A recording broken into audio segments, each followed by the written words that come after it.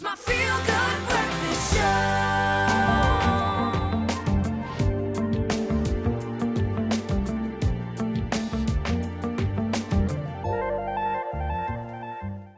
Yes, Slee is back and I need her right now. It's crunch time. It is almost time for me to get married. And being a Monday, it means we are talking all things love and relationship. And as magical as weddings are, they are emotional, they are very anxious, high-stress situations for just about everyone. I don't care who you are.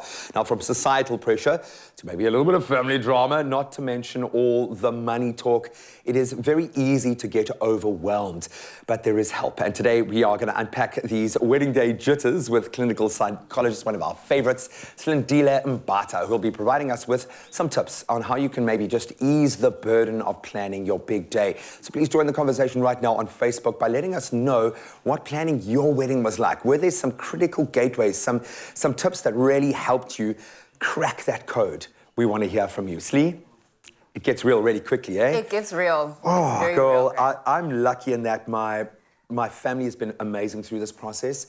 Lynn's has been incredible through this process, and she's really taken the wedding on as her job. But that's meant that she's carrying a lot of that pressure on her shoulders. So while I try and take care of day-to-day life, she's like, this is going to be the wedding that we deserve, which I love, but it's put a lot of pressure on her. So I'm hoping that we can, between us, figure out how to share that load and just make it an enjoyable process, because we want to. But why does this evoke, and I suppose it should because the stakes are high. I mean, it's marriage, it's for good, but why does the wedding itself? You should be more nervous about the marriage than the wedding, surely. Yet the wedding dominates. Why is that? Yeah, I think it's the fact that it's the day and what it symbolizes. So, like you said, the stakes are very high. And so there's a lot of emotions that surround the specific day because it's symbolic of how your marriage is going to begin.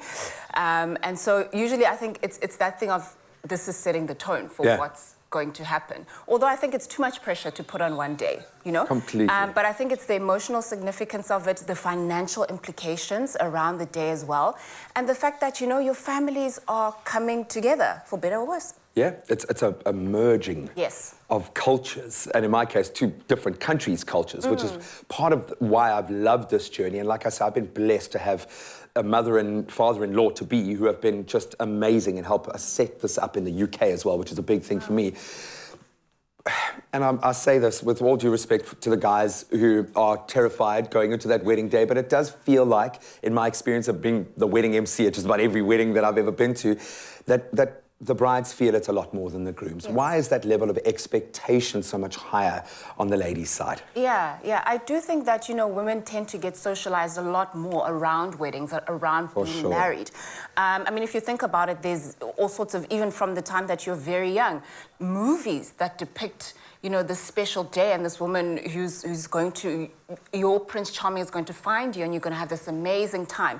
So I think women are socialized a lot more to sort of value weddings and place a lot of emphasis on the wedding day and marriage. And I think that happens a lot less for men. So that gets reinforced by, I think, popular culture. You know, we see it depicted in movies, we see it depicted in series about how brides can become bridezillas and they sort of transform into these other people.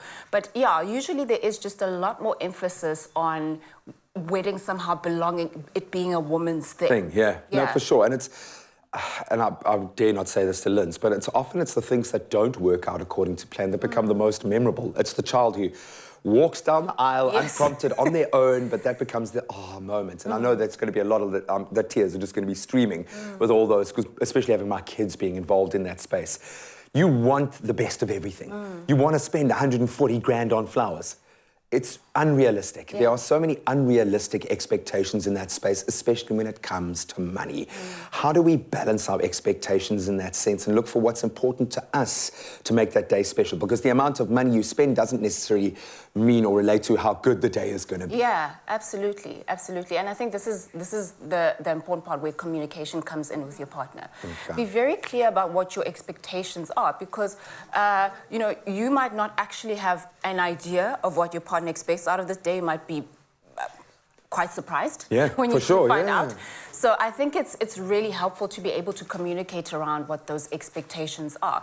And also there might be different cultural influences. So if you have an idea of what the expectations are culturally, you might expect how much you're going to spend, and where you're going to have to adjust your budgets and so forth. And you've got to have a plan. Not just a plan building up to it, but a plan on the day. You've got a limited amount of time to see all the people you care about in the world. You want to be able to get more than 2 minutes with each person and still have a good time because it's your wedding, baby. It's your opportunity to start the best part of your life. We are going through a practical how-to guide on how you can, from an emotional perspective, delve into this wedding day without hitting the jitters and manage those expectations. Slee is not going anywhere. Keep that conversation going on Facebook. We'd love to hear from you. It's my feel-good breakfast show.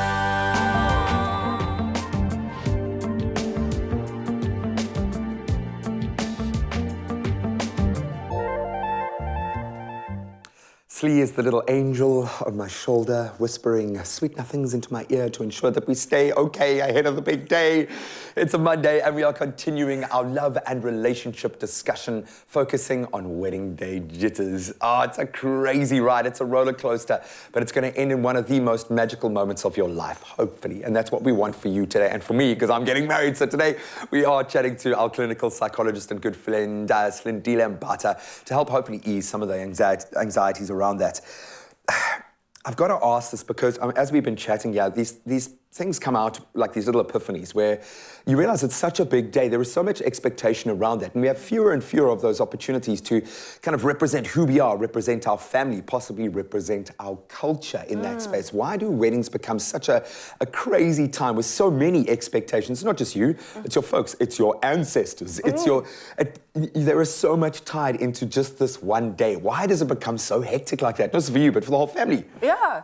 I mean, look, as you said, there are fewer and fewer opportunities where we can showcase what we're about, in such a way. So weddings are one of those very, very significant times in our lives where the family can say, this is how we do things and this is how we've done things according to our tradition in the family. And this is what we want to show as significant as part of who we are. So it's a chance to kind of affirm your identity as well. So it becomes about so much more than just bringing these two people together. It's like what your mom wanted, what your father, what everybody in the family wants to show who they are on the day. Because it's going down in history. Yeah. You're marking this down. This is almost like you making, for me and my little family, this is us putting our marker down in the sand to say, okay, I'm staking my claim. This is where we're going to start. And I love that. And don't forget about it. This fact that it is for you. It's for you and your bride. Yeah, my kids are going to love it. My family's going to love it. My mates will be amazed. It'll be great, but it's for Linz and I, ultimately. Let's get practical. What do we need to do? And especially for the brides who are going to be feeling it on that wedding day or in that final build-up to it, what do they need to do to say to themselves, little kitsch that they need to have handy? What do their best mates need to say to them in that build-up? How do we stay cool, calm, and collected in those crazy last few moments until the day? Yeah. Well, I definitely think your plan, from the start, hopefully you have a plan and you're not just winging it all the way to the wedding there's a day. plan, girl. There is a plan. Yeah. So kind of having your plan and implementing it. And I think having that community around you, that community of people, your support, your people. So you want to speak to people. If you have people in your family who've done it before, speak to them, because you might think that your anxieties are so, above and beyond, and actually find it's really normal to go through what you're going through. So I think having your trusted people there, delegating certain things. If you can see it's coming down to crunch time, don't try and do it all alone to have it be perfect the way you want it to be. Get your people That's why you have amazing bridesmaids and groomsmen, and they rally around you, but tell them what you need. Absolutely, divide and conquer. Okay. So get your people around you and try and implement your plan as best as possible. But if it doesn't all go according to plan, wusa. It's going to be fun. And it really will. Like I say, some of the best moments in weddings have been those unplanned for things, but we wanted to kind of fit within the general kind of lattice of cold feet. It's natural. Before anything, as you approach the precipice, before you take the plunge, cold feet are there. How do we deal with that? Because it is going to be there. It's a natural part of the process. How much weight do we give it? How far down that rabbit hole do we go? Do we talk to our partner about it? Or should we be talking to our partner about having cold feet a few weeks before the wedding? Is that the worst possible thing to do? How do we approach that? Very natural. It's going to happen. Yeah. How do we deal? Yeah. So I think, as you said, it is a natural and normal part of the process. It can be very normal. I think that's what we call normal anxiety. When you have anxiety that's appropriate to the situation and the magnitude of it. I think don't ignore the cold feet if you do have some concerns, you know.